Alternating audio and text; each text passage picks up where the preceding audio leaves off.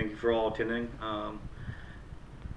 It's June 27th, 2015, and this is my integrated capstone project, my final presentation.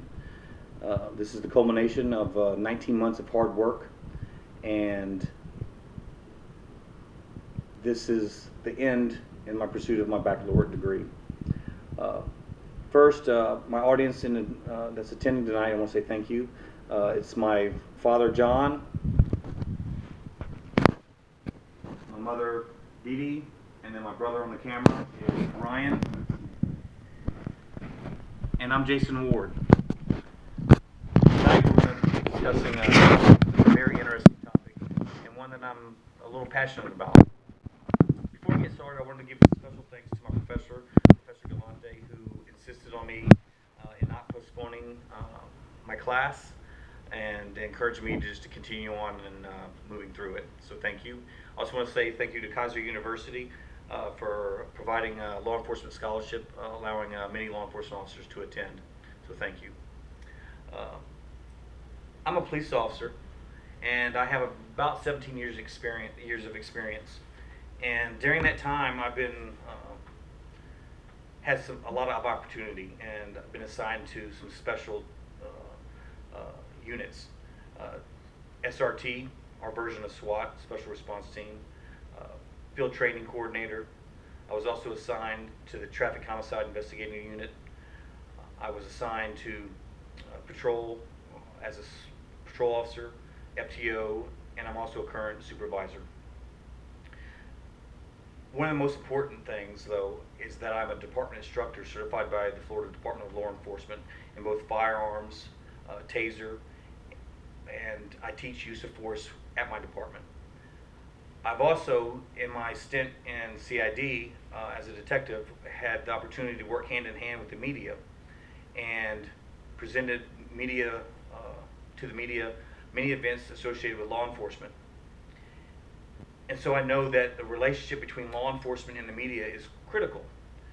However, in light of recent events, there's a topic that is my main focus here, and that's the relationship of the media and how the media influences the public and how they inspire discord and mistrust.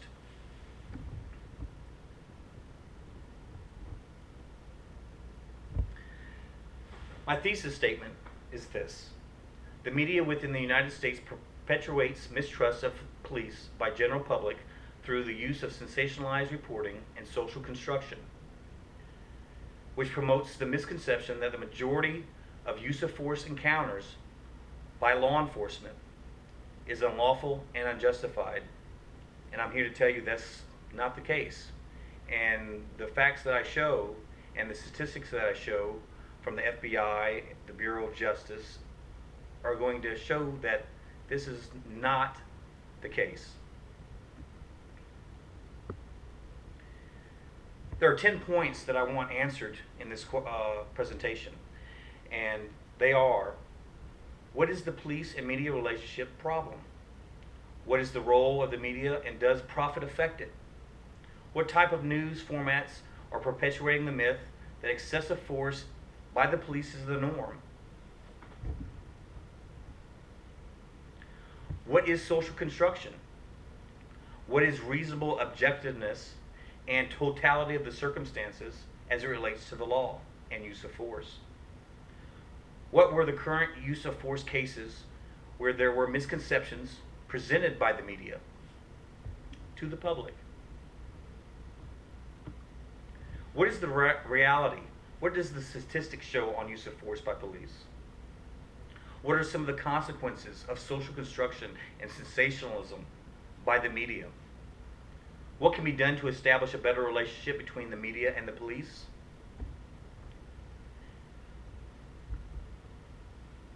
And lastly, can we prevent use of force options by the police?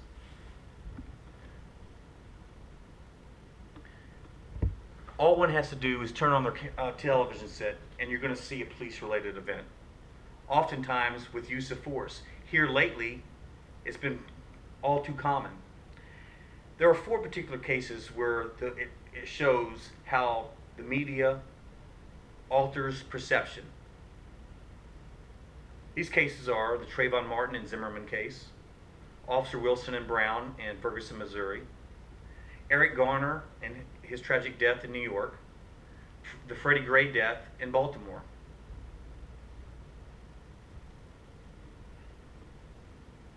The problem: police-related events are reported through the use of sensationalism and social construction. Also by looping. Another particular problem that we face is that the news is presented often through political agenda, a profit motive to obtain more viewers, and news as entertainment. Promoting misconceptions of police use of force using selected criteria. That is evident in those 4 cases that we saw. Race was a major issue.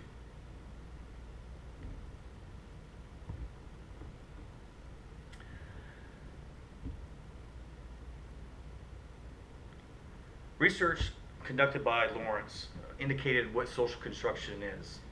I have taken his material and constructed my own definition, and it is simply this. Social construction is the construction of an event, incident, or issue by the media to the media consumer, articulating a perceived problem through a message. Careful construction of the message by the media presents the problem and or event to the public. This message is carefully fashioned in order to provide meaning to the recipient of the message. Providing meaning is very important to the viewer because they have to relate to it somehow. The message depiction or presentation of the event and the projected problem becomes the perceived reality of the viewer or the person receiving the message. So if you take that as a totality of circumstance, it's not bad. But when the media presents certain facts or leaves certain information out or is biased to a certain view, it often comes out, and then the perception of the public is changed. What is looping? Yeah, is looping, what is looping? That's the next slide, Oh, okay. which brings me to looping. And it's right here on the television. Cool. Looping is when the news becomes distorted by the media through progression of the event as it goes from one format to another. That is, when the story goes from the news and reporting of the event through the facts, then goes to infotainment, such as Entertainment Tonight. And then to a television show such as Law and Order as strictly entertainment. So you go from fact-based, which everybody believes when they watch the nightly news that it's true because it's supposed to be based on facts. Then it goes to infotainment, which is giving a little bit of facts, and then entertainment. Then it will go to a Law and Order or a movie where they'll take certain aspects of the case and change it. The facts become distorted and muddied. People's perceptions are altered, and they're not basing their opinion on strictly fact.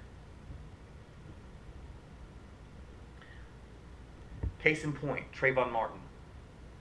While not a police-related use of force event, it does show how the media has altered perception. Often, far too often, the media presented Trayvon Martin as a 12-year-old boy who was innocent. We know this is not the case. It was a common occurrence that his photo at 12 years old was shown, and George Zimmerman's photo was shown with him wearing an orange jumpsuit, clearly indicating some type of guilt. Images of Trayvon flashing gang signs or shooting the middle finger, smoking, were not shown.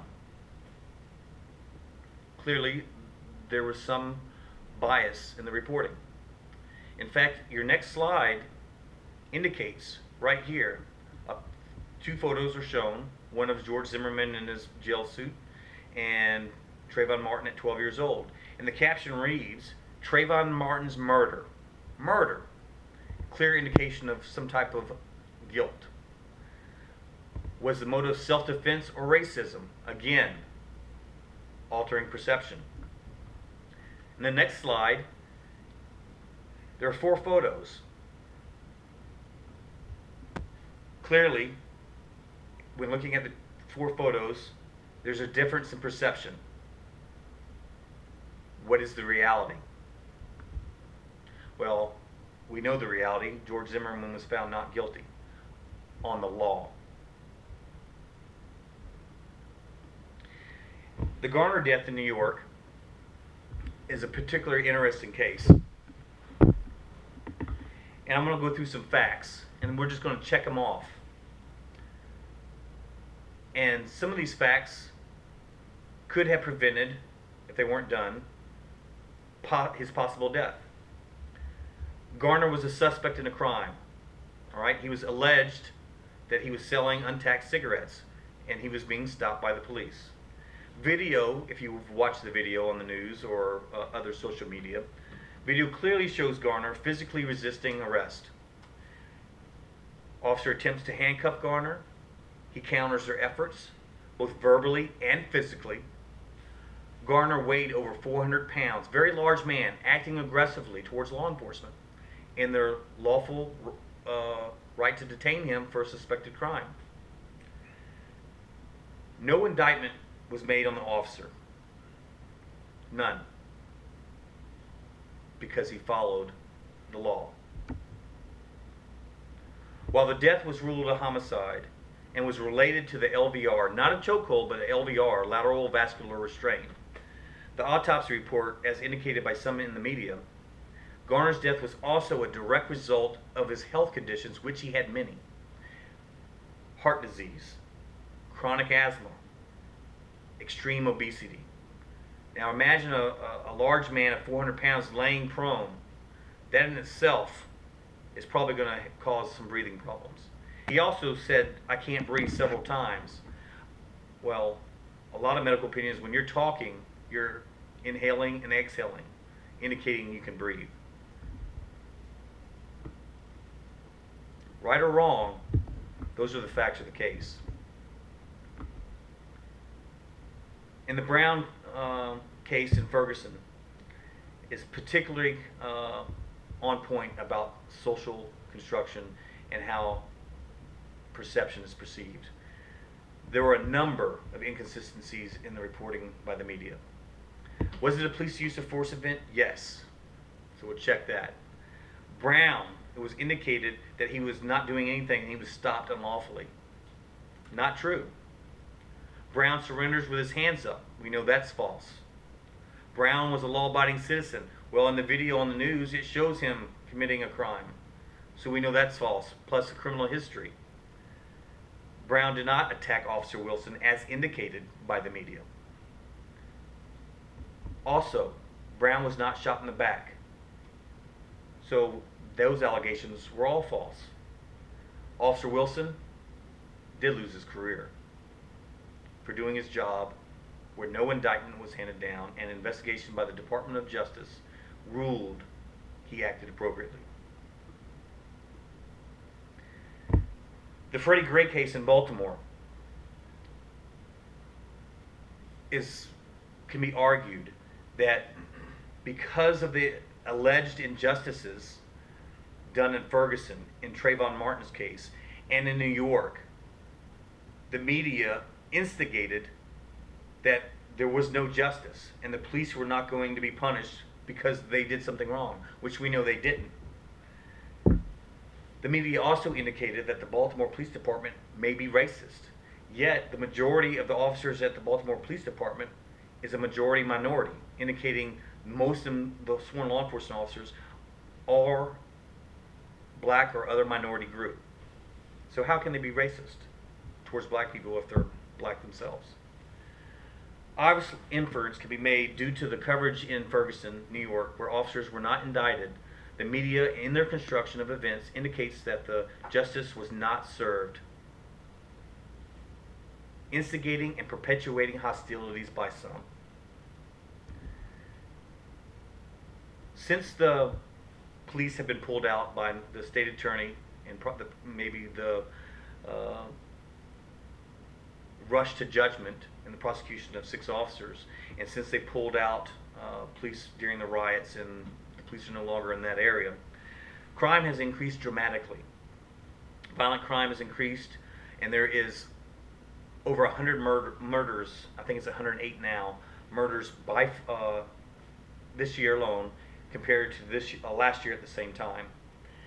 Shootings not resulting in death or have increased 70%. Arguments can be made that the police were doing their job prior to the riots, because now that they've been pulled back, crime has risen significantly.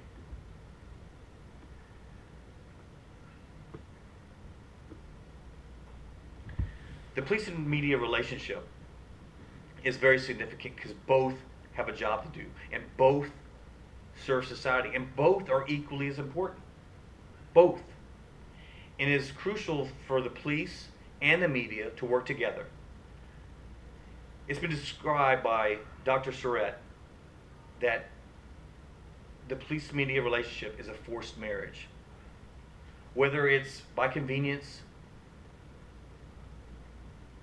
but it is necessity, is irrelevant. We have to work together. Recent studies have shown that the majority of the media and the police view this relationship as a good one, or at least satisfactory.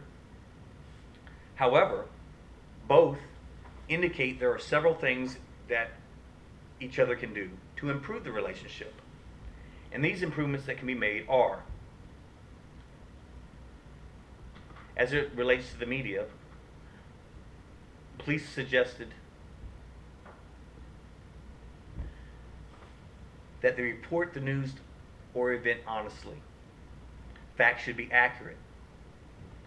Discontinue the use of sensationalism. Refrain from altering the perception of a story in order to place a bad light on law enforcement. Train journalists how to interact with law enforcement officers. Recant information that was provided if it was found to be inaccurate. Be willing to meet with law enforcement officers at consistent intervals to discuss things, talk about stories, talk about events.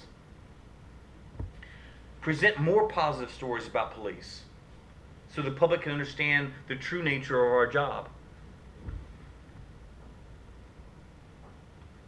Suggestions by the media to improve the police are: be truthful, be honest in police reporting, be impartial, be self-promoting, not only of the department but of the officers.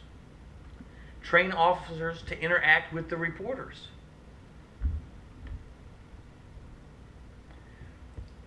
Be more transparent. Be more open to public records requests. Facilitate learning a reference to police policy and procedure and the law to the media so they have a well-rounded knowledge and understanding of what we do and why. Take the initiative. Don't wait for the press to come to the police, but take the initiative and report events to the media, even if they may be negative.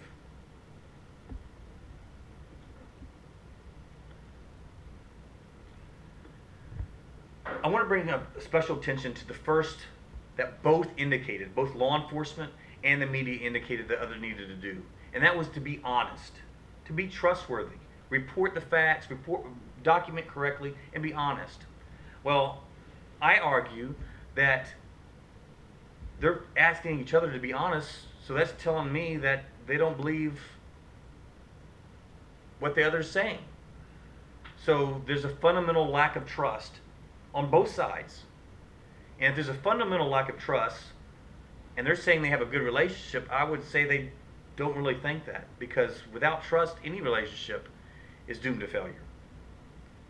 It's just a point that I thought was a little odd that I wanted to bring to your attention. The media also discussed that they wanted to learn about policy and the law and how and why law enforcement does things, especially concerning use of force. And that brings me to my next point. The media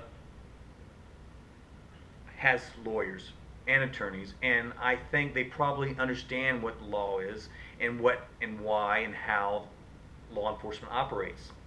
However, if they don't, it would be a good suggestion that the police inform them, especially of the following: and how the law governs use of force and how an officer is judged in his application of force.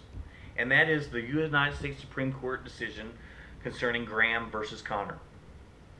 This decision is very significant because it discusses objective reasonableness and totality of the circumstances. These are what an officer is judged by. You see a video, all the facts are presented after the fact on the media, sometimes, right after, sometimes a week after, sometimes 5 minutes, maybe it's ongoing, but certain things are done, and often you have more facts than the officer had at the time of the use of force application. So you're basically judging the officer in hindsight with 20/20 vision. And the United States Supreme Court said you cannot do that.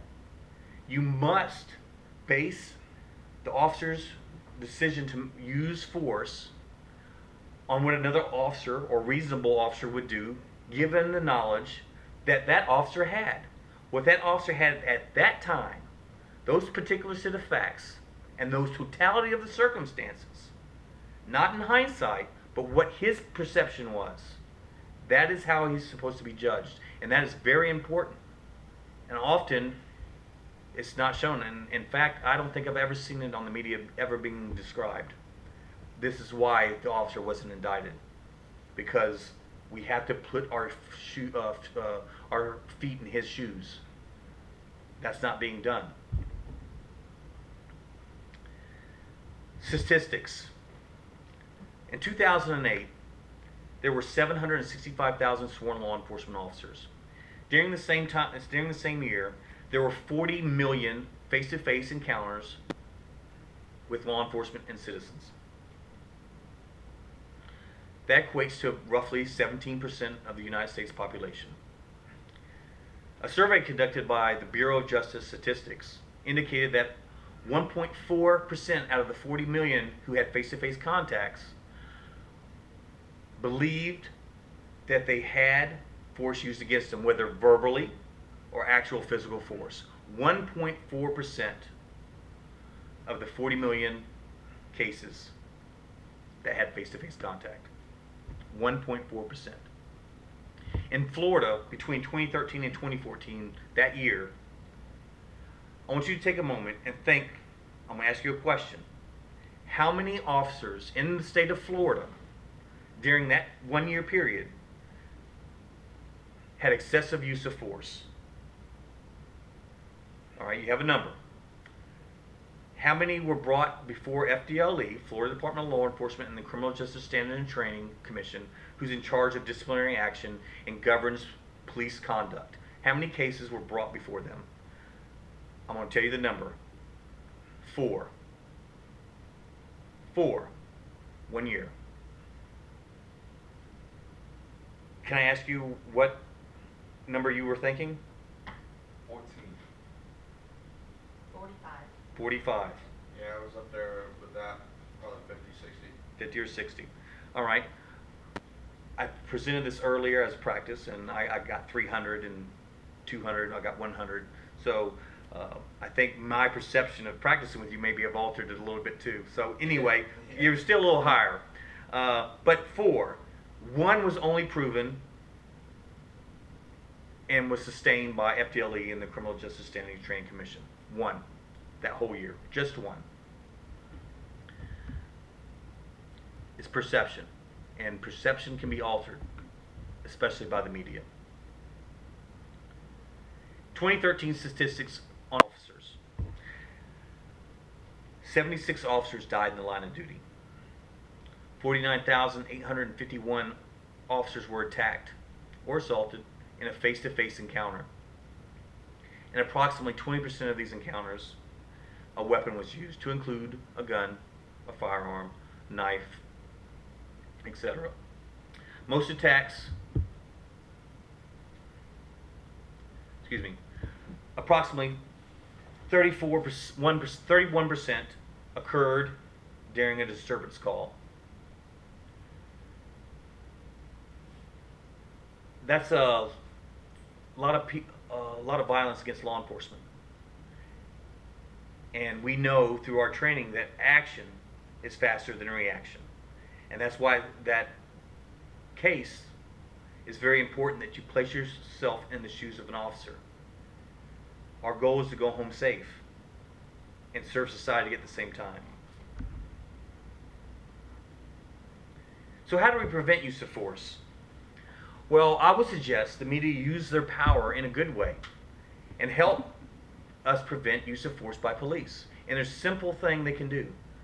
Tell the public the following 4 suggestions that could possibly eliminate use of force. First, do not commit a crime. When being detained by the police, follow the instructions of the law enforcement officer. Do not verbally or physically attack or assault the law enforcement officer. Do not physically resist any efforts to detain you. It's a crime. If these four factors are done, use of force could pretty much be eliminated. Now, will there be some encounters with law enforcement where maybe you did commit a crime but you were accused? Maybe. But if you don't do the other 3, surely force is not going to be used. It is not the intention of law enforcement to ever use force against you. With 17 years of experience, I can tell you that's the last thing I ever want to do. I don't want to get hurt. I don't want to fight. I don't want to hurt anybody. God forbid, I don't ever want to draw my gun and have to use deadly force, ever. It's the last thing I'd want to do, ever.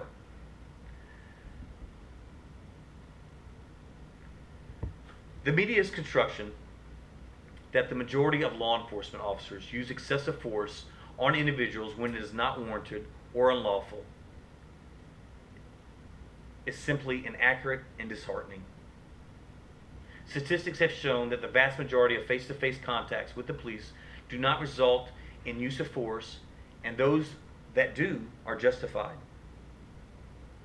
It's only through social construction perpetuated by the media that this perceived reality becomes true for some. In doing so, the media inspires mistrust and discord of the police, and the consequences are evident, as recent cases have shown in Ferguson and Baltimore with those riots. I want you to leave here with one point to remember. Law enforcement officers deal with the criminality of society. Often the job is performed is not appreciated and dangerous. Police officers perform a service that most are unwilling or unable to do. Loyalty, integrity, and honor are not just words to a law enforcement officer. They have meaning. Every officer has sworn an oath to uphold the law, and the vast majority do so without question.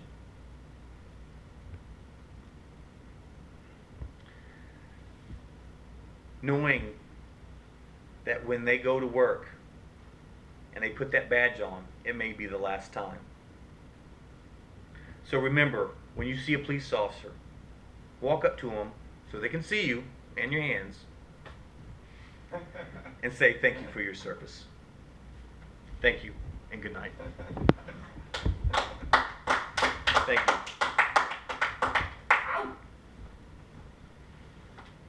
That ends my presentation.